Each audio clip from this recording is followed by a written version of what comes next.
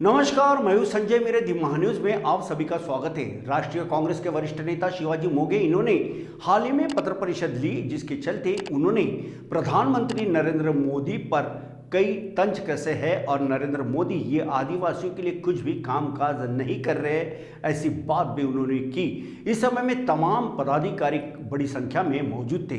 तो दर्शकों, हम आपको सीधा लेके चलते प्रेस क्लब में, जहां पे शिवाजीराव मोघे, राजा भाई और ये तमाम पदाधिकारी मौजूद है, जिन्होंने महान्यूज से बातचीत भी की है। राहुल जीला डिसमेंबर का करताय? तर अदानीच्या विरोधात तुम्ही बोलू नका, तुम्ही काही बोला, कारण अदानी म्हणजे अदानी इतके दिवसांनी काय राहुलजी पहिल्या दिवसावर बोलत होते, पण ज्या वेळेला संविधान चौकामध्ये बसलो आणि आम्ही अशा प्रकारचा विषय व्यक्त केलाय, म्हणून या देशामध्ये खऱ्या अर्थानं लोकशाही। दर्शकों नमस्कार। इस समय में दी महान्यूज की टीम प्रेस क्लब के उस परिसर में, जहां पे आप देख सकते हैं कि कांग्रेस के वरिष्ठ नेता शिवाजीराव मोघे और ये तमाम कार्यकर्ता आज इस प्रेस कॉन्फ्रेंस में आए हैं। एक्चुअल में ये प्रेस कॉन्फ्रेंस लेने का उद्देश्य क्या है और क्या प्रेस कॉन्फ्रेंस लेने से इनकी हर समस्या का हल होगा, आइए जानना चाहते हैं। इस समय हमारे साथ में शिवाजीराव मोघे है, उनसे जाने। शिवाजीराव, जिस तरह से आज तुमने जो प्रेस कॉन्फ्रेंस लिया है, ये लेने के पीछे का उद्देश्य क्या, किन पॉइंट्स को लेकर आपने ये लिया है? क्या है कि देश में ऑल इंडिया लेवल पर हमारी संगठना SC ST OBC और माइनॉरिटी, ये सोशली बैकवर्ड जो है, उसकी एक अच्छी संगठना के राजू हमारे वहाँ ऑर्गेनाइज करते हैं। तो उन्होंने आज हम अनशन किया था अपने कौन सा चौक, अपना संविधान चौक पर। तो हम 10 बजे से 3 बजे तक हम उसमें अनशन किए। उसका वजह यही था कि राहुल जी को जिस तरह से डिसमेंबर कर दिया लोकसभा का, देश के पॉलिटिकल ने नॉन पॉलिटिकल लोगों को बिल्कुल पसंद नहीं है, क्योंकि ऐसा कोई नहीं, देश में एक भी आदमी 2 साल मानहानि के प्रकरण में 2 साल सज़ा हुई और disqualify as a member of parliament और MLA एक भी हुआ नहीं ना।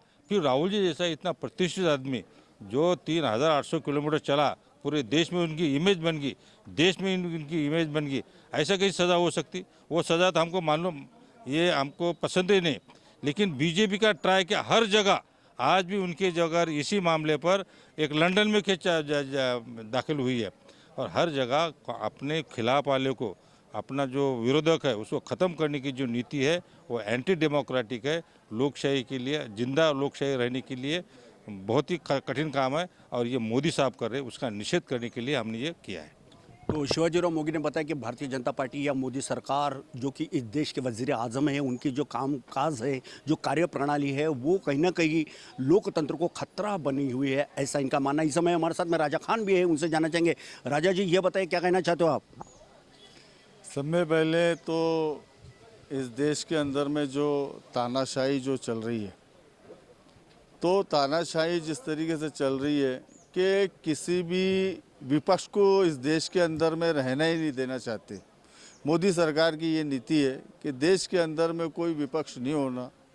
अटल जी के टाइम में भी जब इंदिरा गांधी जी जब थे, तो कैसा है कि कांग्रेस BJP के सांसद नहीं थे, तो अटल जी और मोरारजी देसाई जी को 2 सांसद बनाने के लिए कांग्रेस ने भी पार्टिंबा, विपक्ष में ताकत देने के लिए उनको रखा था। आज देश में यह हालत हो गई कि आज विपक्षी नहीं रहना चाहिए, ये नीति की जा रही है।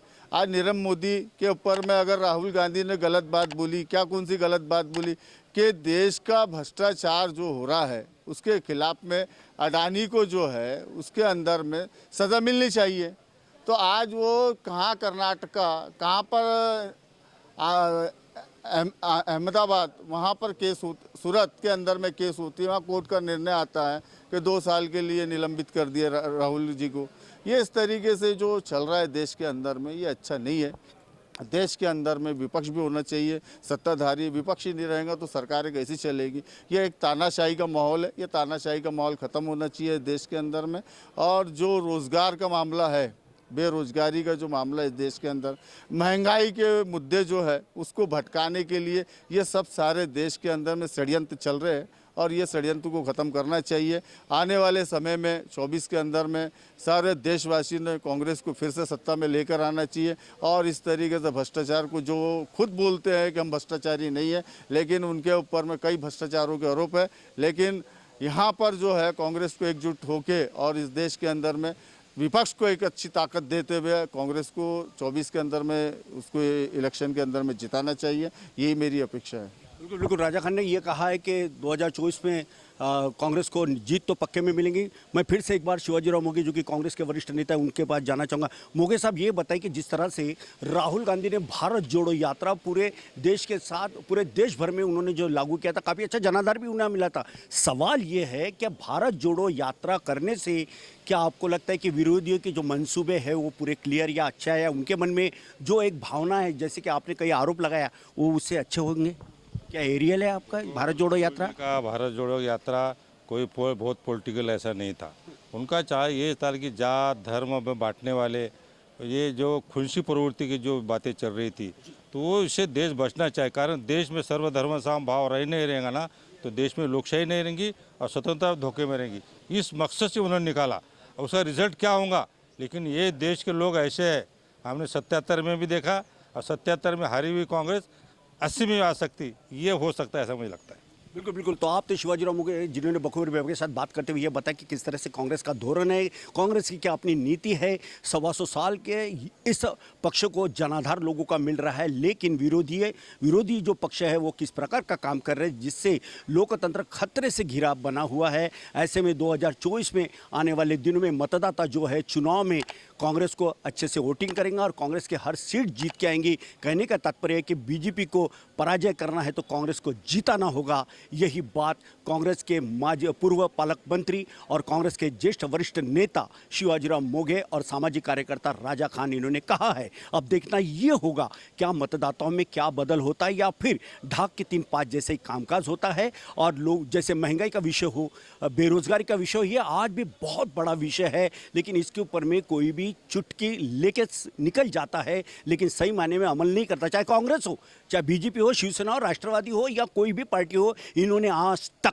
मात्र वायदे किए हैं, लेकिन बेरोजगार के लिए काम जो प्रतिशत में होना था वो नहीं किए हैं। महंगाई बड़े पैमाने पे बढ़ी है, नोटबंदी हो गई है, कोरोना में लोगों के रोजगार चले गए हैं, लोग तिल तिल मर रहे हैं, लेकिन कोई भी सरकार का और विरोधी का ध्यान नहीं है। हर कोई अपने पार्टी का झंडा कैसे बुलंद हो और अपने तत्व कैसे आगे बढ़ाना है, इसी को ही प्राथमिकता दे रहे हैं। मैं तो ये कहना चाहूँगा कि सभी पार्टी ने चाहे जो चुनाव जीते या हारे, उनका एक ही काम है, क्योंकि वे इस देश के नागरिक जो है वे उनके मालिक है। कोई नेता आमदार खासदार मालिक नहीं होता। अपने मालिक से कोई भी गद्दारी न करे, वफादारी के साथ उनके साथ कामकाज करे, क्योंकि ये भारत देश है जो सभी जाति धर्म पंथ का देश कहलाया जाता है। प्रेस क्लब से कैमरा पर्सन सुभाष बुटले के साथ संजय मीर, दिव्य न्यूज़, नागपुर।